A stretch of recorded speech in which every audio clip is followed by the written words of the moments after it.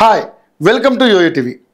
BRS ఎమ్మెల్యేలు Congress పార్టీలోకి మారినప్పటికీ ఉప ఎన్నికలు జరగవని తెలంగాణ ముఖ్యమంత్రి రేవంత్ రెడ్డి అసెంబ్లీలో ఇటీవల చేసిన వ్యాఖ్యలపై తీవ్ర అభ్యంతరం వ్యక్తం చేస్తూ సుప్రీంకోర్టు న్యాయమూర్తి బిఆర్ గవాయ్ అసహనం వ్యక్తం చేశారు. అలాంటి వ్యాఖ్య నిజంగా సభలో జరిగితే అది రాజ్యాంగంలోని 10వ షెడ్యూల్ను అపహాస్యం చేసేలా ఆ వ్యాఖ్యలు ఉన్నాయని పేర్కొన్నారు. మార్చి 27న కాంగ్రెస్లోకి ఫిరాయించిన 10 మంది బీఆర్ఎస్ ఎమ్మెల్యేలను అనర్హులుగా ప్రకటించాలని కోరుతూ సుప్రీంకోర్టులో దాఖలైన కేసును ప్రస్తావిస్తూ రాష్ట్రంలో ఉప ఎన్నికలు ఉండవని సీఎం రేవంత్ రెడ్డి గట్టిగా నొక్కి చెప్పారు.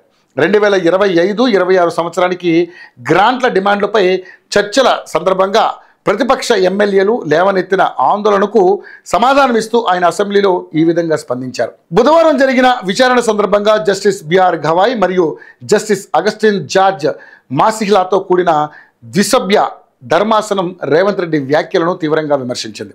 సభలో ఇలా చెబితే గౌరవనీయ ముఖ్యమంత్రి 10వ షెడ్యూల్ను అపహాస్యం చేస్తున్నారు అని జస్టిస్ గవాయ్ వ్యాఖ్యానించారు.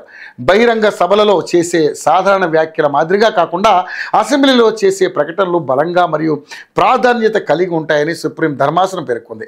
రాజకీయ నేతలు అసెంబ్లీలో ఏదైనా చేసినప్పుడు దానికి కొంత పవిత్రత ఉంటుంది. వాస్తవానికి మనం చట్టాలను అర్థం చేసుకునేటప్పుడు సభలో ప్రసంగించిన గౌరవనీయ మంత్రి ప్రకటనను ఆ శాసనాన్ని అర్థం చేసుకోవడానికి ఉపయోగించవచ్చునని తీర్పులు చెబుతున్నాయని ధర్మాసనం వ్యాఖ్యానించింది. ఫిరాయించిన ఎమ్మెల్యేలపై అనర్హత వేటు చర్యలపై తెలంగాణ అసెంబ్లీ స్పీకర్ సకాలంలో చర్యలు తీసుకోవాలని కోరుతూ బీఆర్ఎస్ నాయకులు కేటీ రామారావు, పాడి కౌశిక్ రెడ్డి దాఖలు చేసిన పిటిషన్ను విచారిస్తూ కోర్టు ఈ పదునైన వ్యాఖ్యలు చేసింది. గతంలో తెలియని ప్రకటన చేసిన సందర్భాన్ని కూడా ధర్మాసనం రేవంత్ రెడ్డికి గుర్తు చేసింది. గత ఏడాది ఆగస్టులో బీఆర్ఎస్ నాయకురాలు కల్వకుంట్ల కవితకు 5 నెలల్లో బెయిల్ ఎలా వచ్చిందని, ఢిల్లీ డిప్యూటీ సీఎం మనీష్ సిసోడియాకు 15 నెలల తర్వాత మాత్రమే బెయిల్ ఎలా వచ్చిందని, ఢిల్లీ సీఎం అరవింద్ కేజ్రీవాల్కు ఇంకా బెయిల్ ఎలా అందలేదని ఆయన ప్రశ్నించారు. పిటిషనర్ల తరపున హాజరైన సీనియర్ న్యాయవాది ఆర్యమ సుందరం సీఎం వ్యాఖ్యల గురించి కోర్టుకు తెలియజేశారు. తెలంగాణ అసెంబ్లీ స్పీకర్ తరపున సుప్రీంకోర్టు సీనియర్ న్యాయవాది ముకుల్ రోహత్గి హాజరైనప్పటికీ ఆయన ఆ ప్రకటనపై స్పందించలేకపోయారు. కవిత మరియు సిసోడియా బెయిల్పై సీఎం చేసిన ప్రకటనకు సంబంధించి మరొక కేసు రోహత్గి గతంలో వాదించారని పేర్కొంటూ కోర్టు ఆయన నుండి వివరణ కోరింది.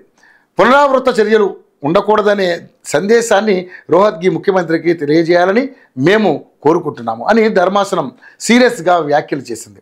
ఇక అదే సమయంలో కోర్టు ధిక్కార నోటీసు జారీ చేయడంలో కొంత జాప్యం అవుతున్నప్పటికీ అది శక్తిహీనమైనది కాదు అని నొక్కి చెప్పింది.